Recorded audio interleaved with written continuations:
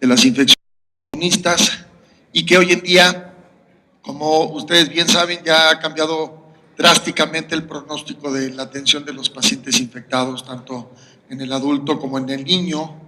Ha sido muy grato también ver cómo el gobierno federal pues ha tenido la oportunidad de dar el tratamiento universal. Cuando yo inicié no teníamos nosotros ningún medicamento más que la acidobudina, y la acidobudina lo tenían los hospitales de seguridad social.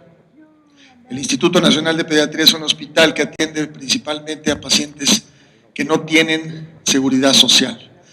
Y de esa forma, pues yo tenía que empezar a buscar a los amigos para que los medicamentos que estaban por caducar, pues me los prestaran, por lo menos para utilizar estos.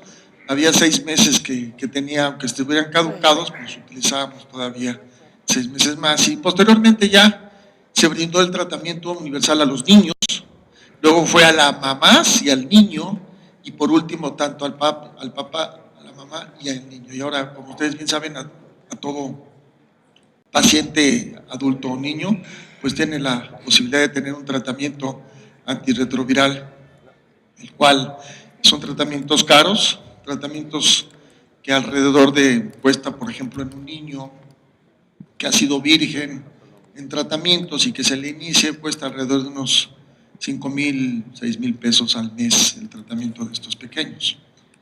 En lo que van a poner el apoyo, tuve la oportunidad de conseguir un par de videos que se me hacen muy prácticos, muy didácticos. Uno habla sobre de cómo se comporta el virus, ¿sí? Y el otro habla directamente del tema, que es acerca del embarazo. Hoy en día, la gran mayoría de los niños en el mundo, si no es que todos, se están infectando por esta vía, la vía perinatal, la vía en la que la madre, por desconocer su estado serológico de infeccioso, transmite a través de la placenta al producto o a través del seno materno. Es muy importante y muchas veces nosotros, siendo los portadores de la información, aunque yo vaya a hablar, por ejemplo, de dengue o de influenza o de algún otro problema infectológico, trato siempre de que el mensaje sea muy evidente, en donde toda mujer que se encuentra con la idea de tener un embarazo o la mujer que se encuentra cursando un embarazo, es fundamental el hecho de que tengamos que realizar la prueba de serología. Es fundamental porque con esto se le va el hecho de que nazca infectado el niño o no nazca infectado. Es por eso muy importante que todo médico que lleve el control de un embarazo, dentro de sus pruebas de escrutinio, aparte del VDRL o el TORCH, es fundamental que pidan el ELISA, prueba de ELISA para VIH. En algunas instituciones como el Seguro Social, el ISSSTE, a todas sus derechohabientes les piden su prueba rápida de VIH para que se detecte de esta forma, principalmente en el primer trimestre, aquella mujer que se encuentra infectada y puede transmitir. Si se le da el tratamiento profiláctico, el tratamiento antirretroviral a la mujer durante este embarazo, el niño va a nacer sin infección. Y esta es la única manera para que podamos, como ya está sucediendo en otros países, erradicar completamente la transmisión en los niños por este medio. A nivel mundial, el principal mecanismo de infección en los niños es este que les menciono, el que es a través de la madre, porque la mamá desconoce que está infectada. Por eso, aunque hablemos de otros temas, ustedes siempre tomen su prima, su familiar, la esposa, la hermana, que va a tener un bebé o que piensa tener un bebé, hay que tomar siempre de forma inicial una prueba de ELISA para VIH. Esta prueba costará entre 300 y 600 pesos, como mucho, y con esto ya se le iniciará su tratamiento sin costo alguno. ¿No se puede?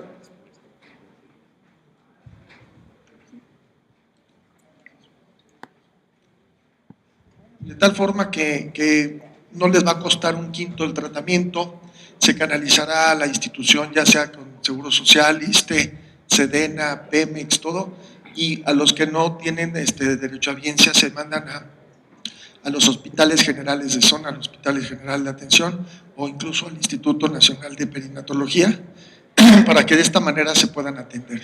Entonces, vamos a Ojalá se pueda poner el sonido. Si no se pone el sonido, pues vamos a ver las imágenes de estos dos videos. Un video es sobre todo de cómo es que se infecta, cómo llega el virus y se instala.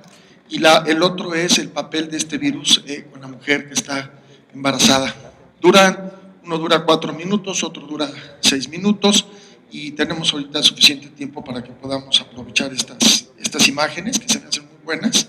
A ver si hay sonido. Si no hay sonido, por lo menos vamos a tener la imagen. Replicación del VIH. El VIH produce una infección crónica que afecta a las células CD4 positivas. Inicialmente el virus se une al receptor CD4 sobre la superficie celular para luego iniciar su paso hacia el interior. La transcripción del VIH convierte el ARN de cadena simple del virus en ADN complementario de doble cadena, el cual se integra dentro del ADN del huésped. La subsecuente transcripción y traducción de los genes virales de la propia célula resulta en proteínas que generarán nuevos virus y se liberarán del huésped para infectar otras células. Este proceso es altamente eficiente, creando suficientes virus para infectar hasta 10.000 millones de células nuevas por día. Blancos de los fármacos antirretrovirales. Los fármacos antirretrovirales se diseñaron para inhibir pasos clave dentro del ciclo de replicación del VIH, previniendo la formación de nuevos virus y la transcriptasa reversa del VIH convierte el ARN de cadena simple del virus en ADN complementario de doble cadena, el cual se integra dentro del ADN del huésped. La subsecuente transcripción y traducción de los genes virales por la maquinaria de la propia célula resulta en proteínas que generarán nuevos virus y se liberarán del huésped para infectar otras células. Este proceso es altamente eficiente, creando suficientes virus para infectar hasta 10.000 millones de células nuevas por día. Blancos de los fármacos antirretrovirales. Los fármacos antirretrovirales se diseñaron para inhibir pasos clave dentro del ciclo de replicación del VIH, previniendo la formación de nuevos virus y reducir así la carga viral. Estos fármacos se clasifican de acuerdo al blanco que afectan dentro del ciclo de replicación. Aparición de mutaciones. Como todos los retrovirus, incluyendo el VIH, la transcriptasa reversa carece de la función de corrección de errores. Los errores que resultan luego de la transcripción reversa sumados a la gran velocidad de la replicación viral hacen al VIH susceptible a gran variedad de mutaciones. De hecho, cada mutación del genoma viral produce entre 10.000 y 100.000 veces cada día.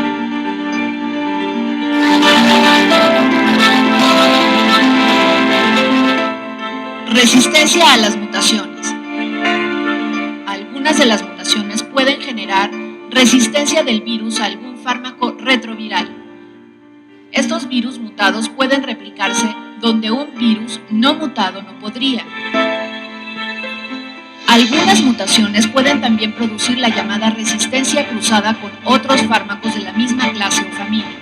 Así los virus pueden tener mutaciones resistentes que producen un aumento inesperado o rebote aún en presencia de fármacos que teóricamente deben suprimir su replicación. Esta falla terapéutica puede llevar a nuevas infecciones oportunistas o un incremento potencial de la mortalidad. Resistencia transmitida. La resistencia a fármacos antirretrovirales puede observarse también en pacientes que no recibieron tratamiento previo por infectarse con una cepa de virus que ya era resistente. Esta transmisión de resistencia limita las posibilidades de tratamiento para estos pacientes. Perfil de resistencia antirretroviral. Para algunos fármacos, una sola mutación viral es suficiente para desarrollar resistencia. Para otros fármacos serán necesarias múltiples mutaciones para lograr alcanzar resistencia. Los fármacos que requieren de varias mutaciones para desarrollar resistencia se denominan de elevada barrera genética a la resistencia. Comprender los perfiles de resistencia de los fármacos utilizados en el tratamiento inicial puede ayudar a conservar una amplia variedad de opciones de tratamientos en el futuro.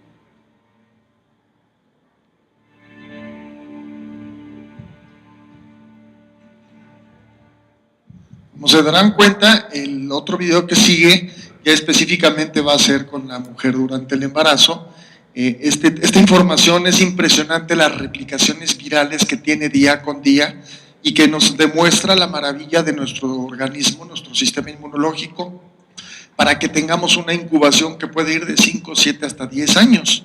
De tal manera que el virus sigue reproduciéndose con esta cantidad impresionante de réplicas virales y que, como lo vieron, va a transmitirse en su momento esta resistencia. Esto sucede porque muchas veces en las mujeres embarazadas que ya tienen una resistencia, transmiten a través de la placenta esta resistencia a los bebés que van a nacer. Estas imágenes que me parecen muy didácticas y prácticas, porque a veces es difícil luego de entender el mecanismo y el por qué no se ha desarrollado una vacuna, es precisamente por esta variabilidad que hay de la facilidad de las mutaciones que tiene el virus. No es un virus tan estable como el de la polio, el sarampión, que tenemos una vacuna muy buena, muy inmunogénica. Los protocolos que hoy en día hay, sobre todo de la vacuna de este virus, pues no reúnen los criterios y mutan y no condicionan las respuestas de producción de anticuerpos. Pero vamos a ver el siguiente video para que ya, habiendo visto este previo, vamos a ver ahora específicamente la importancia que tenemos durante el embarazo y con las mujeres, y vamos a terminar con lo que yo les voy a presentar después.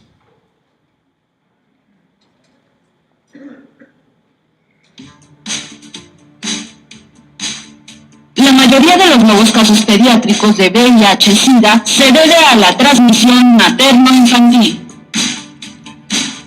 La vida comienza con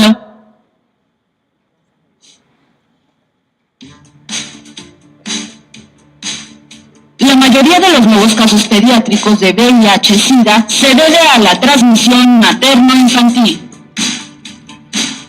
La vida comienza con la unión del óvulo y el espermatozoide. La gestación tiene una duración de entre 38 y 40 semanas y durante ella el nuevo ser humano pasa por una serie de cambios para su formación y desarrollo. En el primer trimestre, algunas células forman el disco embrionario, el cual consta de 3 capas que dan lugar a los sistemas de órganos.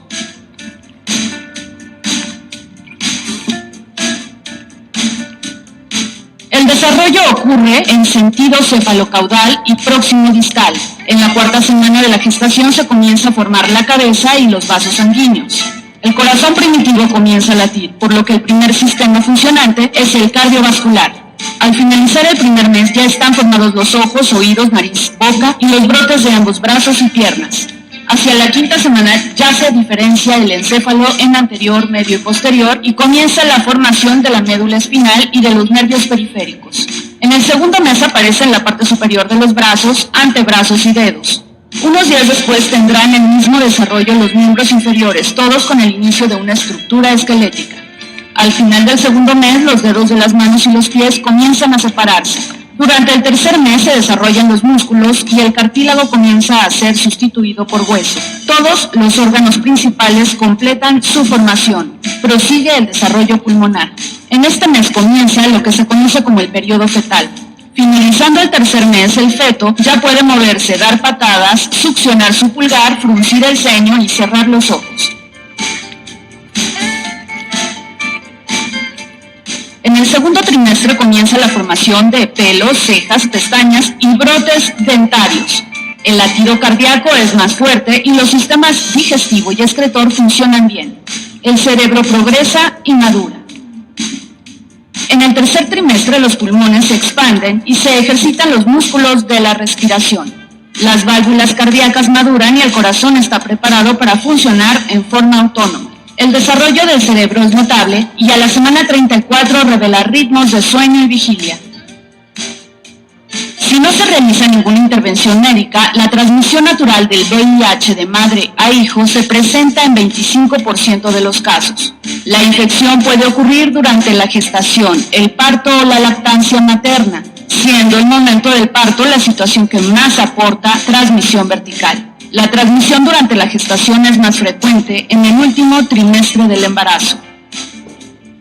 La infección intrauterina es secundaria a microtransfusiones de sangre materna a la circulación fetal, infección secuencial de las capas placentarias y al paso transplacentario del virus. La transmisión durante el parto es el modo que más produce infección vertical, pues la vía vaginal ofrece mayor riesgo debido a la aspiración de secreciones vaginales. Adicionalmente, con la infección de las células de la placenta, el contacto con la sangre materna y la infección ascendente del tracto vaginal se explicaría el riesgo aumentado de transmisión cuando las membranas uterinas se rompen por más de 4 horas antes del parto. Después del parto, la siguiente fuente de infección puede ser la lactancia materna, particularmente en las mujeres que se han infectado en el periodo postnatal y que infortunadamente representan un fracaso en la estrategia de la prevención perinatal en una madre con diagnóstico negativo durante el embarazo. La terapia antirretroviral puede tener un efecto negativo sobre la salud y el desarrollo del recién nacido.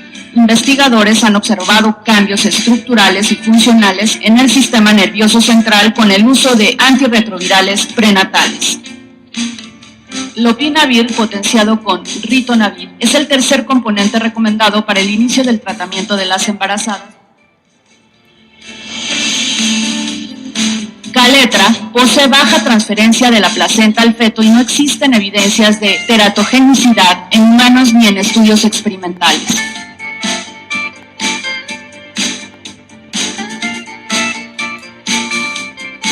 Como se observa en la gráfica, Kaletra no aumenta la prevalencia de anomalías congénitas cuando se compara con la población de referencia no expuesta.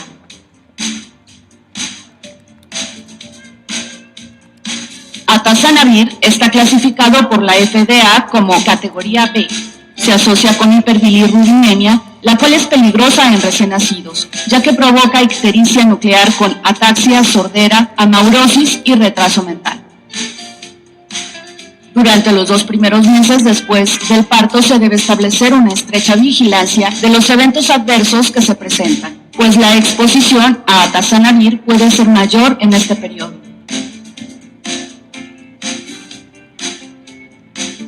Darunavir está clasificado como categoría C, pero no se dispone de datos en seres humanos sobre la exposición durante el embarazo y el desarrollo de malformaciones en recién nacidos.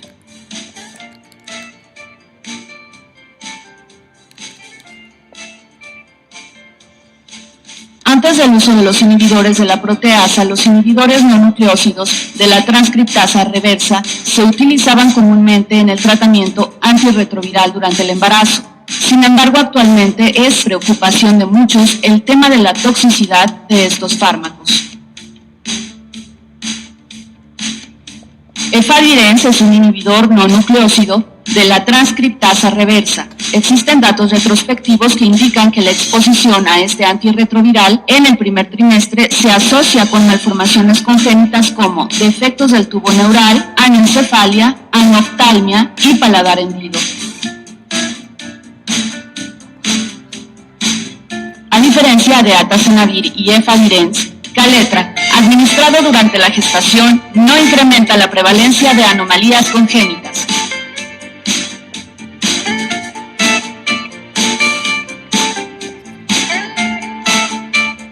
Muy bien. Bueno, pues ya con esta introducción ya se dieron ustedes cuenta de la importancia que tenemos nosotros como informadores y sobre todo con la principal actividad de ser preventivos, sobre todo tener este punto. Y como les digo, hoy en día, ya con la combinación de los medicamentos, que no tenemos la obligación ninguno de ustedes de conocer los protocolos ni los medicamentos, sino que hacer un diagnóstico y canalizarlo a las unidades donde tengan la experiencia. Y déjenme decirles que yo tengo pacientes que los empezamos a manejar desde los 3, 4 meses de edad y hoy en día, después de los años que les mencionaba, tienen alrededor de 20, 23 años de edad, con una buena calidad de vida, con estudios, tengo 2 que ya son papás. Entonces, a veces platicamos con mis colegas oncológicos, los pacientes de este tipo de oncología, a veces uno tiene que ver cuál es el menor de los daños, ¿verdad? Les puedo decir que los niños en VIH ha cambiado drásticamente el pronóstico, la calidad de vida. Los niños y los adultos, cuando tienen su tratamiento de forma adecuada, pueden perfectamente tener la posibilidad de estudiar, trabajar, viajar, tener la calidad de tener una familia, todas las condiciones que pueden tener siempre y cuando tengan 2 características fundamentales que en los pacientes con padecimientos crónicos deben de mantenerse, que es el apego y la adherencia a los tratamientos. Muchos de nosotros que tenemos la posibilidad de tener hipertensión arterial, diabetes, sabemos que los patrones culturales, anoche que llegué no pude resistirme a un mole poblano, o sea, es riquísimo, ¿no? Entonces, de tal forma que muchas veces nuestros patrones culturales pueden más que nuestro beneficio. Sin embargo, yo creo que de los males el menor. Si nosotros llevamos un buen control de nuestra diabetes, digo, pues no está por demás un día a la semana, pues tomar algo que nos agrade, algo que nos dé nuestra orientación. Para los que hemos tenido la oportunidad de estar fuera del país durante un tiempo, no se imaginan cómo se pone la carne de gallina cuando un día de la independencia, la embajada, pues escucha nuestras canciones, nuestra música, nuestra comida, y la verdad es que cada uno de nosotros a veces dicen, ¿por qué seguimos viviendo en este México lleno de corrupción, de violencia, de todo esto? Y la verdad es que la sangre, aunque me vean güerito, la sangre mía es de Oaxaca y del norte del país de los Mochis. Entonces, nuestros arraigos y nuestras raíces están bien fundadas y nunca van a cambiarnos lo que somos, ni lo que venga, ni la violencia, ni nada nos va a cambiar. Yo creo que la esencia, los principios de cada uno los tenemos bien puestos y muy bien vigentes aquí. Y bueno, pues nuestro papel es la prevención sobre todo, y vamos a hablar un poco de este tema para que cada uno de ustedes sean los portadores de la prueba de ELISA y poder detectar oportunamente a nuestros niños y llegar el momento, que es un objetivo del milenio, que declaren a México sin tener casos de niños infectados a través de esta vía. Las siguientes imágenes es la historia de lo que sucedió con VIH, lo vamos a ver rápido. Prácticamente desde los 80 sabemos muy bien que se empezó a describir, sobre todo por las publicaciones que tenían los pacientes, y como les digo, estos pacientes hemofílicos, vean ustedes, como les mencionaba, sobre todo veíamos que desconocían de qué se trataba este padecimiento, simplemente se empezó a presentar en pacientes que eran sanos previamente, homosexuales, y que empezaban de repente a tener infecciones oportunistas, sobre todo a nivel pulmonar, ¿no? Hacían neumonía o neumocistis carini, y aquellos pacientes que tenían el antecedente de recibir diferentes transfusiones o hemoderivados, pues entonces de esta manera empezaron a sospechar que el agente transmitible venía en la sangre contaminada, que se involucraba la vía sexual y que posteriormente en los pequeños era la vía perinatal la que se mantenía. No sé si me pasen la siguiente porque no me responde el control. Vean, esta es la primera publicación, de las primeras publicaciones que había, sobre todo en el aspecto clínico, en donde vean el año de 1981, en diciembre, pues describían lo que les mencionaba, ¿sí? Pacientes homosexuales sanos previamente empezaban a presentar infecciones oportunistas como son la candidiasis mucocutánea y las infecciones de neumonía por neumocistis carini. Hoy es neumocistis girovechi, ¿no? Ya lo cambiaron la nomenclatura, pero para que se den una idea, que es en los 80s, es cuando estos investigadores empezaron a describir. Este es Ryan, este es el primer caso del niño descrito perinatalmente, vivió hasta los 15 años, y bueno, sabemos muy bien que este padecimiento se presentó en aquellos deportistas como Magic Johnson, que es un basquetbolista muy exitoso y que hasta la fecha sigue vivo gracias a los medicamentos y que nunca dejó de recibir el apoyo, ¿verdad?, económico, sobre todo para tomar estos medicamentos. Y no se descarta también en el ambiente tanto en la música, en los artistas de Hollywood. Sabemos que este virus pues, no perdona ninguna clasificación de estado socioeconómico. Simplemente vean cómo hubo muy importante apoyo económico, sobre todo en la gestión de Bush, del papá Bush, en donde hubo pues, mucho énfasis, sobre todo en estos aspectos de investigación. Aquí vemos cómo se entrevista con la gente, en donde piden los apoyos para la investigación, definir muy bien, y muchas muertes fueron las que en aquella época había.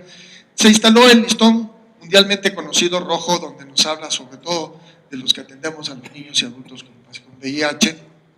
Acá en el 90 muere nuestro pequeño primer caso perinatal, que pensaban que se iba a morir inmediatamente, y no es así. Tenemos niños que están debutando a los 12 años, 11 años de edad, y la transmisión es perinatal. Y apenas tuvimos un caso hace 15 días que falleció, una bebé que tenía 2 meses de edad. Es decir, la infección se comporta de forma diferente en cada uno de nosotros, sobre todo en las mujeres, cuando transmiten este virus. En el caso del niño que se falleció a los 2 o 3 meses de edad, este niño llegó, o sea, estaba plagado de virus, ¿sí? Se infectó desde inútero. En cambio, los pequeños que viven más tiempo se infectan muchas veces a través del canal de parto o la lactancia, y su evolución es muy diferente a aquel niño que ya nace desde inútero, ya desde la placenta se infecta. Y la evolución cambia. Estos casos se presentaban al inicio de la epidemia. Al inicio de la epidemia les hablo de alrededor de los 90s, en donde todos los niños que llegaban con infecciones oportunistas menores de 1 año, no duraban 6 meses, se morían la gran mayoría. Hoy ha cambiado, como les mencionaba, drásticamente. Vean aquí Freddie Mercury, que fue un cantante muy importante allá, también se infectó, y bueno, de esta manera pues fue muy amplio todo esto. Se siguió investigando, y uno de los medicamentos, que es la piedra angular hoy en día, el ácido budina, el AZT, que aquí pueden ver, es un producto que por sus características de la farmacocinética pasa muy bien a través del canal, a través de la placenta, y además pasa muy bien a nivel del sistema nervioso central. Al inicio de la epidemia, donde había muchos lactantes infectados, se veía que dejaban de tener las destrezas motoras que habían adquirido, como son el sentarse, el caminar, el sostener su cabecita. Todas estas destrezas las perdían. Llegaban al momento en que a los 8 o 9 meses de edad empezaban a tener un retroceso psicomotor, y se vio que era precisamente la actividad de este virus a nivel del sistema nervioso. Entonces, el ácido budina, una de las características que tiene, como les menciono, pasa muy bien a través del sistema nervioso central, y además pasa muy bien a través de la placenta, y de esta forma se empezó a utilizar en los 94 para poder hacer los protocolos de manejo en las mujeres embarazadas. Se tardó esto por la teratogenicidad, como ya vieron en el video. Algunos de estos productos causan anencefalia, algunos otros productos alteraciones del tubo neural, y tuvieron que pasar varios años para que se hiciera ya la autorización del manejo de estos medicamentos durante los primeros meses del embarazo. Posteriormente aquí, vean cómo el 63% de los infectados son mujeres a nivel mundial, y sobre todo porque al tener la eyaculación, los espermatozoides que llevan a nivel de todas las secreciones prostáticas, el virus, pues llegan a tener un almacén ahí y duran varios días más. De esta manera, al tener una eyaculación sin protección, queda el semen instalado a nivel de la vagina, y de esta manera puede durar hasta alrededor de unos 4 o 7 días más, y de esta forma tener una perpetuidad más tiempo del contagio por los virus. Entonces, aquí nuevamente van apareciendo en el 95 un punto muy importante de los medicamentos. Solamente se contaban en 94, 90 la acidobudina, era un solo antirretroviral a nivel mundial, uno. Hoy contamos más de 30. La situación es que posteriormente se empezaron a identificar, como vieron en el primer video, los mecanismos de cómo hay que conocer bien al enemigo, hay que saber de qué manera nos está atacando. Esto en las guerras sabemos muy bien que hay servicios de inteligencia que se dedican a espiar con las armas o los elementos para que podamos nosotros atacar. Sí, de esta forma empezaron a identificar cuáles son los mecanismos de virulencia y patogenicidad del virus hacia el humano, y vieron que existen mecanismos para que la enzima, la transcriptasa reversa que vieron, las proteasas, cómo van cambiando de RNA a DNA, se instalan en el virus, en el organismo, y de esta manera empezaron a combinar los antirretrovirales bloqueando estos mecanismos, de tal manera que hoy en día los tratamientos ya no son de uno solo, son principalmente combinados, 3 productos principalmente, combinando los mecanismos de acción contra estos virus, de tal manera que tenemos antirretrovirales que actúan inhibiendo la transcriptasa reversa, que es la enzima que se utiliza para cambiar de RNA a DNA, entonces la bloquean. También utilizamos otros antirretrovirales inhibiendo estos mecanismos, y de esta forma cambió drásticamente después de los inhibidores de las proteasas, cambió radicalmente ya el pronóstico, sobre todo de los pacientes adultos. Hay que recordar que si vemos desde el punto de vista farmacoeconómico, la industria farmacéutica y los casos son más frecuentes, mucho más alta casuística en adultos que en niños, de tal manera que los productos principalmente salen dirigidos con presentaciones para adultos, no en suspensiones para los niños, y eso es un gran problema que tenemos los pediatras, porque a veces hay productos que hay que diluir y preparar para que se tomen los niños, y luego pues sabemos que como los adultos hay quienes son los mejores catadores de vino, pues tenemos a que los niños, por más que les escondamos con los sabores, aunque digan que sabe a plátano, sabe a chicle, el sabor no se les escapa y los niños lo vomitan. Eso es un gran problema, que cuando se diluye el medicamento en 10 mililitros y se le da 2.5 mililitros, y a veces son las abuelitas los que nos cooperan porque ya los papás fallecieron, es un gran problema muchas veces la adherencia y el apego, porque constantemente los vomitan estos medicamentos. Hoy en día tenemos muchos de estos productos con suspensión, pero no son todos, ¿sí? Principalmente sale dirigido al adulto. Bueno, posteriormente van viendo cómo evolucionan los medicamentos. Estos en África llegó el momento en que fue declarado una urgencia de salud pública mundial, porque la esperanza de vida iba disminuyendo y la gran población en aquellos países. Me tocó la experiencia en que cuando nosotros teníamos en nuestro hospital alrededor de 2 o 3 casos al mes nuevos, cuando estuve rotando yo en Sudáfrica, veíamos que llegaban alrededor de unos 7, 8 casos de niños nuevos, pero todos los días, diario, en aquel lugar en Johannesburgo, en Durban. Nosotros tenemos al mes, ellos diarios llegaban, de tal manera que llegó el momento en que la población, un gran número de la gente en estos países hoy en día siguen infectados, de tal manera que salieron productos como la nevirapine. La nevirapine en el 96 se aprobó, y este producto se le empezó a administrar a las mujeres en África durante el trabajo de parto. Se le daba una toma vía oral de nevirapine, y con esa toma bajaba drásticamente la carga viral en sangre, y de esta manera disminuyó tajantemente también en aquella época la transmisión perinatal en los niños. Fue un producto que todavía se sigue utilizando, aunque se ha visto que forma resistencias más rápido que los otros. Pero en aquel momento la urgencia que se le tenía que dar algo a la mamá, porque ya la gran mayoría no van a los hospitales a atenderse, sino se atienden con las comunidades, con las parteras empíricas. Entonces se hizo todo un programa epidemiológico para que se les administrara a las comadronas, a las empíricas, se les diera el medicamento durante el trabajo de parto, y de esta manera bajó mucho la transmisión en los niños.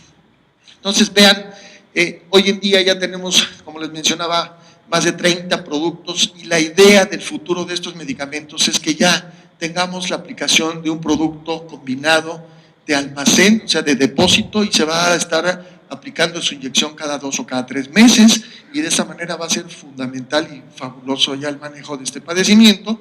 Hoy en día ya se siguen dando medicamentos, iniciamos cada 6 horas, luego se da cada 8 horas, hoy en día nuestros niños tienen casi sus medicamentos cada 12 horas, y en el adulto ya viene cada 24 horas. Ese es uno de los problemas que se ha visto, que mientras más tomas tengamos, menos adherencia tenemos. Entonces va a ser excelente que tengamos una inyección de depósito y tengamos unos niveles durante 2 o 3 meses, y de esta forma va a ser más factible el manejo de este padecimiento. Ya les menciono, hoy en día el manejo del VIH, aparte de todos los prejuicios que existen, ya perfectamente pueden tener una buena calidad de vida y de esta manera poder desenvolverse.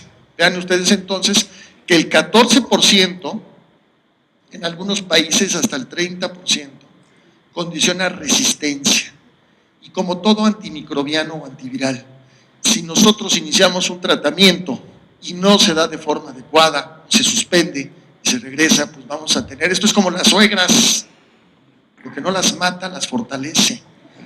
Crean que mi suegra está en Morelia y desde Morelia afecta luego. Entonces, de tal manera que crea resistencia. Entonces, hay que mantenerla constantemente atendida, tanto a la hija como a la suegra, para que no haya resistencia.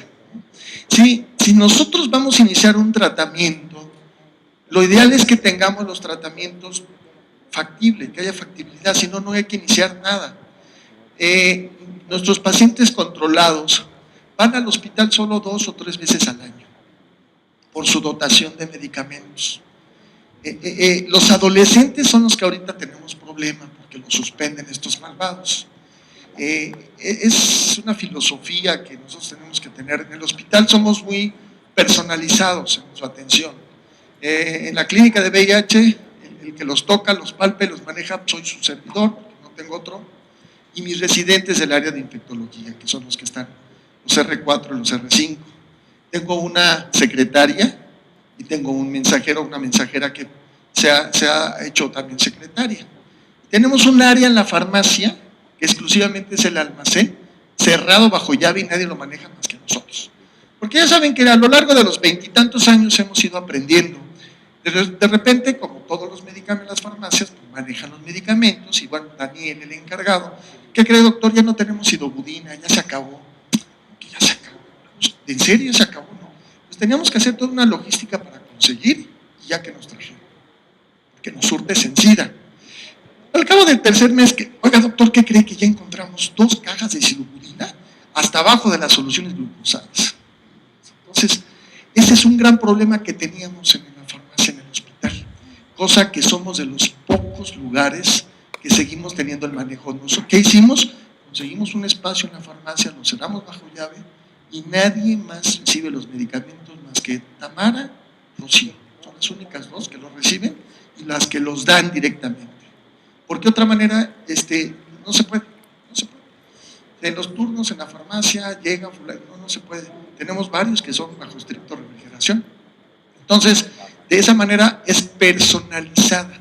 Hablan directamente a la oficina, voy por medicamento, tenemos una libreta, se les entrega la cantidad, calculamos más o menos lo que por su peso o superficie corporal y se va con su dotación de 6 meses.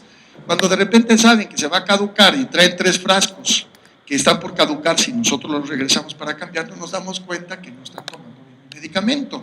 Además, sus estudios no mienten, ahí sí no mienten.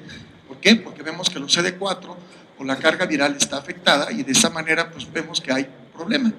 Les repito, generalmente los papás se aplican, o los cuidadores, cuando no hay papás vivos, se aplican y van muy bien. El 95% de todos, casi tenemos 110 niños en control, van bien. El problema es cuando crecen.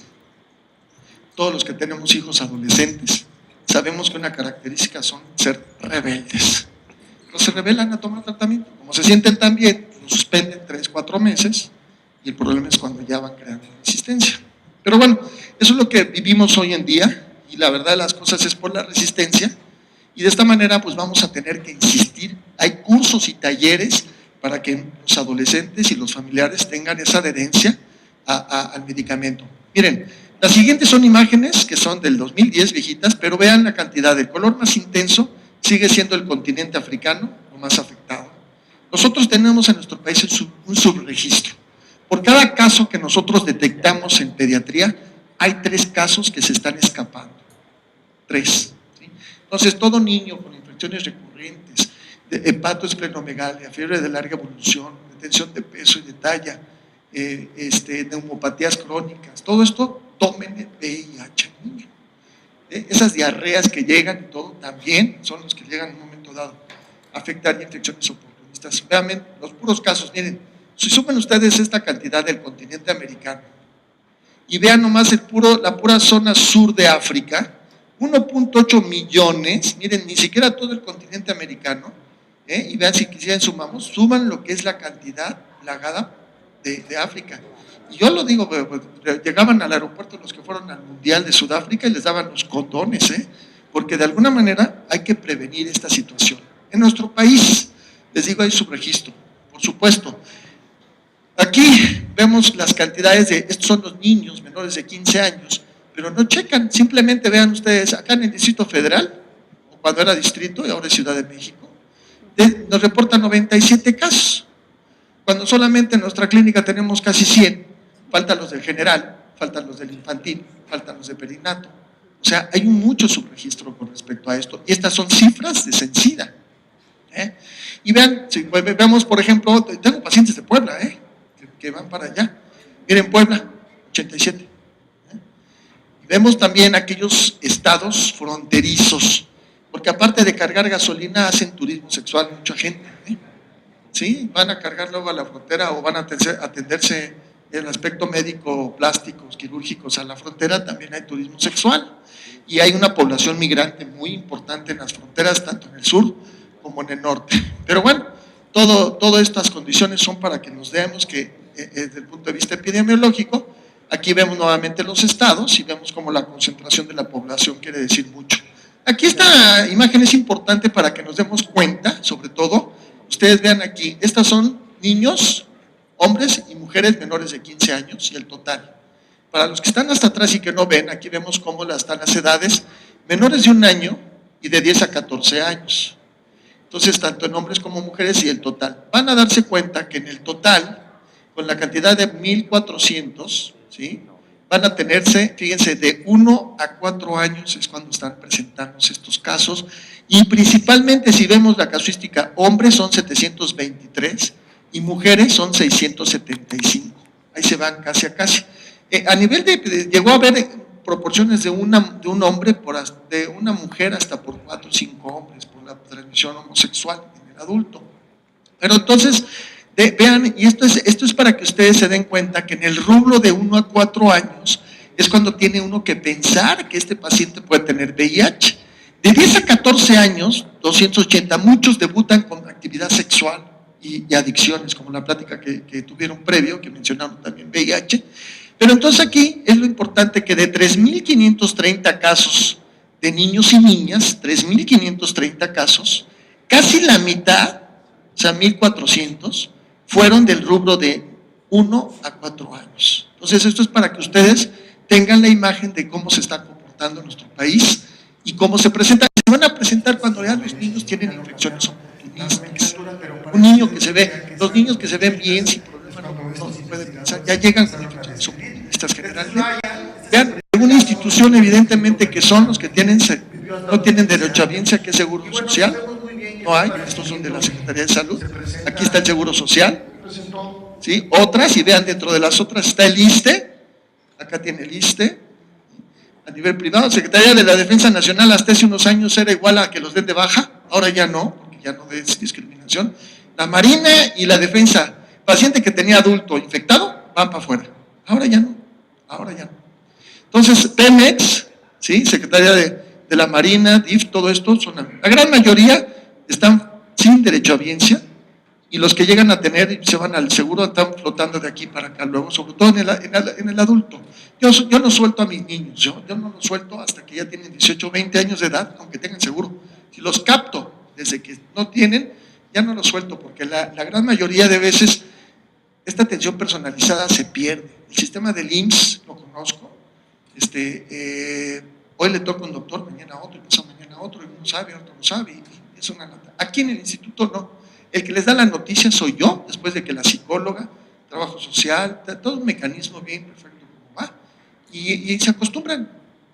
He ido a bautizos, 15 años, graduaciones, y crean que es bien halagador cómo los niños los ve uno crecer en buena calidad de vida, y cuando los mando a las clínicas de transición, adultos, llegan como graduados, en nutrición, en el INER, los ven, se sorprenden, porque tengo niños que tienen tratamientos que tienen más de 10 años, cuando el adulto llegan en 3 años cambian 4 o 5, porque no es lo mismo que tenga un paciente adulto el tratamiento a un niño que lo tiene desde los 3 o 4 meses de edad.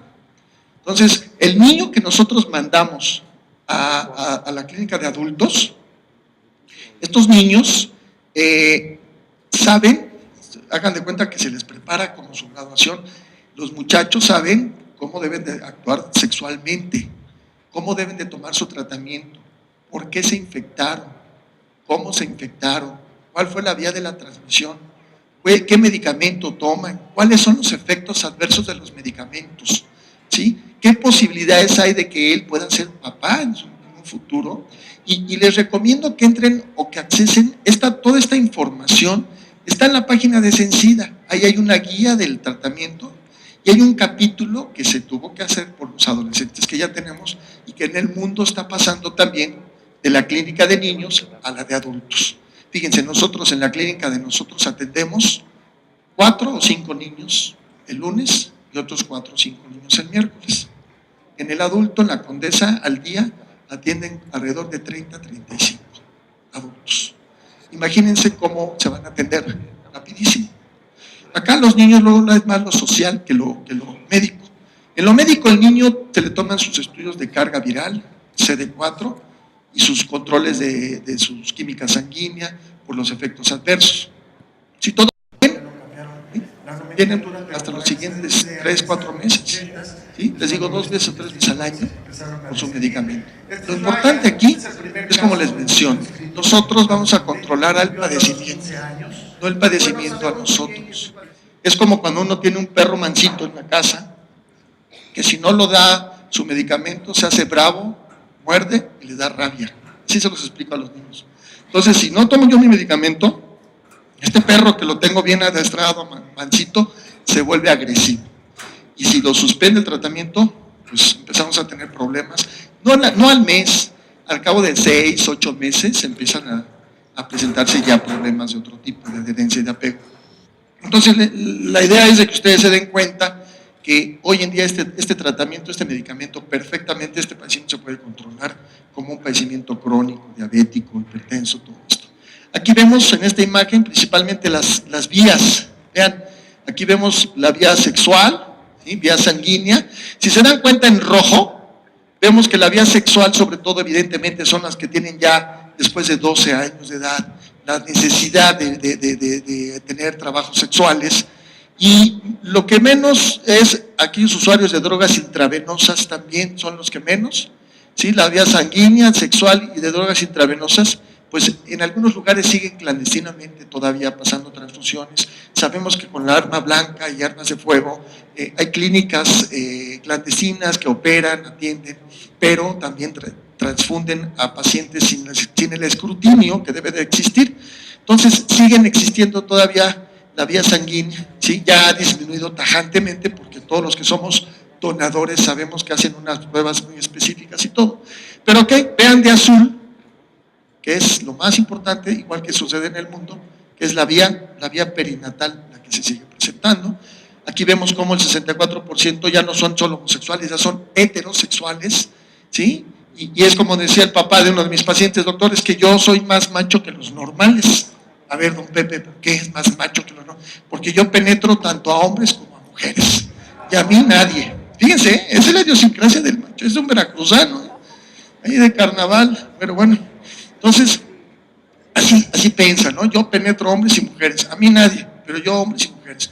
El macho normal, pues más a las mujeres, ¿no? Pero yo soy más macho de lo normal, ese es el concepto de nuestros machos. Pero bueno, ya les decía, la definición como tal, ya nos vamos a apurar. Tengo hasta las 11:15, ¿verdad? Ok, entonces vean, aquí sobre todo la transmisión, la mujer embarazada infectada durante la gestación o la lactancia, ojo. Este es uno de los padecimientos donde tenemos que suspender la lactancia. Eso es muy importante, porque también si no lo hacemos se nos va. Vean aquí en esta, la lactancia materna, aquí se supone que iba a aparecer una mamá lactando, se fue. Entonces vean, del 5 al 10% es inútero, infección. La lactancia prácticamente de 5 al 15%, si es de 18 a 24 meses la lactancia, hasta del 10 al 20%, periparto del 10 al 20%. Ahorita les voy a enseñar rápidamente las características, vean el virus. Cada uno de nosotros tenemos los receptores para este virus de cada uno de forma diferente. El grupo, la raza de bronce lo tiene diferente a los de África y a los de Europa, y por eso a veces el gemelo 1 se infecta y el gemelo 2 no se infecta, por precisamente estos receptores que cada uno de nosotros vamos a tener en la superficie de los linfocitos, y el virus se va a acoplar directamente, como lo vieron en el primer video, y de esta manera vamos viendo cómo estos receptores favorecen que vaya penetrando el virus, y ya posteriormente, muchos de estos, uno de los medicamentos que es el T20, ya bloquea esto, los inhibidores de fusión, los bloquea, ese medicamento que se pone como la insulina, se pone subcutáneamente, y vean, bloquea ya junto con el resto y vamos, evita que penetre directamente, que se rompan estos linfocitos con la salida de las partículas virales. Y son imágenes del Instituto Pasteur en Francia. Y bueno, esto es importante ya casi para terminar. Estos son factores que van a condicionar que se transmita el VIH cuando una mamá está desconociendo que lo tiene. Vean, prematurez, uso de drogas intravenosas, coriamnoitis después de una ruptura prematura de membranas de 4 horas, hay más riesgo por el proceso inflamatorio. Vean, 4 horas de mujeres sin tratamiento, carga viral elevada y los CD4 bajos. Carga viral elevada, todos nosotros tenemos CD4 por arriba de 500.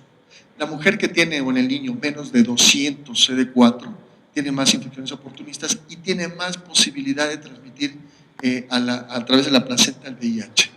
Esto no se les debe de olvidar, esta membranita que ustedes ven delgadita, tiene muchas funciones, pero también evita, no nada más el VIH, otros virus que sabemos que afectan también, como sería la rubiola, todos los demás virus. Vean, factores maternos, factores placentarios, ¿sí? Placenta, sobre todo la coriamnoitis y, como les mencionaba, células placentarias susceptibles. Una mujer africana que toda su vida ha sido desnutrida, por supuesto que va a ser diferente a una mujer que tenga buen estado de nutrición. Vean ustedes los factores maternos, un estadio avanzado, cuentas bajas de CD4, alteraciones de la inmunidad, alta carga viral, genotipo viral, y el trabajo de este tipo vamos a tener. Estas son las condiciones que podemos ver, lo que ya les mencionaba de la transmisión a través de la placenta y los porcentajes, que esto es importante, como el pequeño que les decía que falleció a los 3 meses de edad, definitivamente que se infectó a nivel desde inútero, ¿sí? Hemos tenido niños que se han infectado a través del canal de parto y llegan a tener a los 10, 12 años de edad, se les hace el diagnóstico de esta forma. Tenemos también el comportamiento en el adulto. Hay pacientes que tenemos papás asintomáticos infectados y que tienen 12 años así, 12 años, ¿sí? Los están viendo, los siguen viendo, esos lentos progresores que son los que se supone naturalmente se inmunizaron.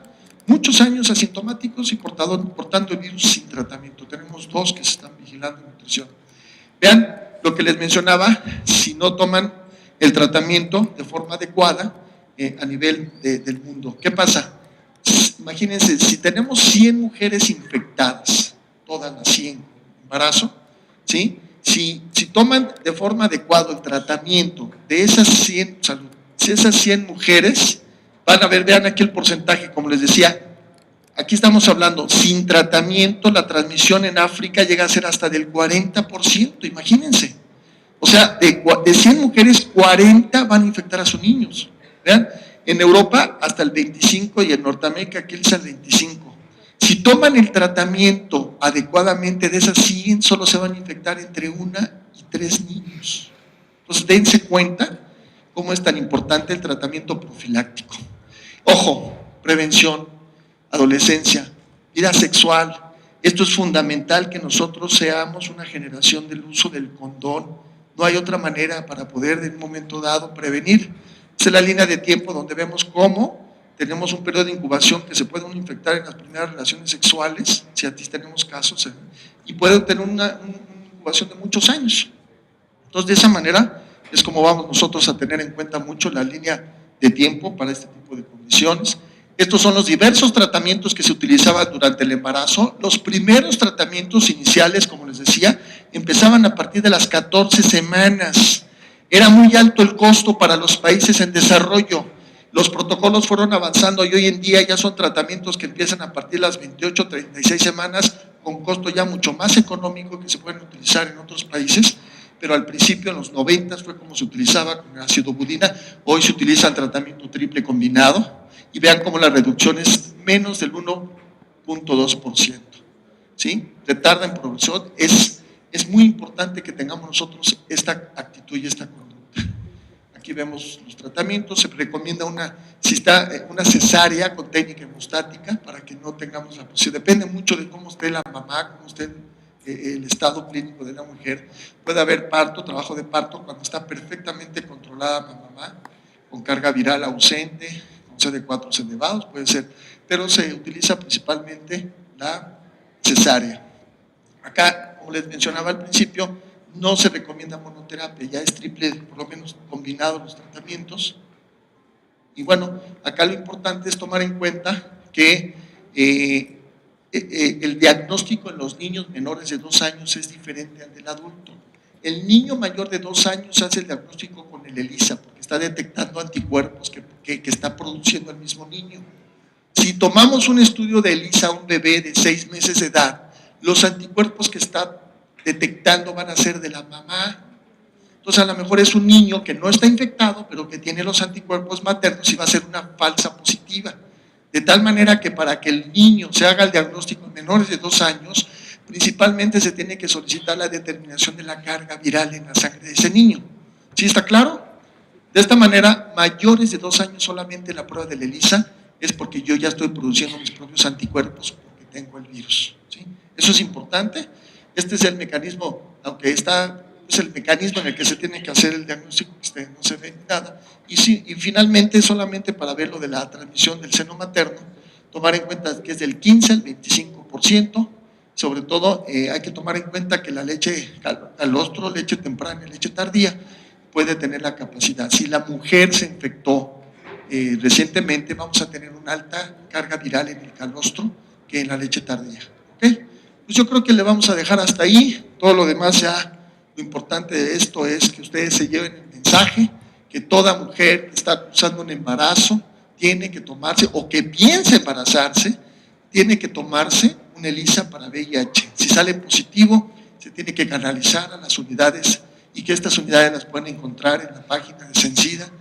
Hay capacites en todo el país y de esta manera tiene que ser el tratamiento de forma confidencial y específico. Les vuelvo a repetir, ya no podemos discriminar, como mucha gente lo hace, incluso entre el gremio médico, ya no hay en las escuelas, sobre todo la información es confidencial y créanme que ya este padecimiento se puede controlar perfectamente bien con una perfecta calidad de vida.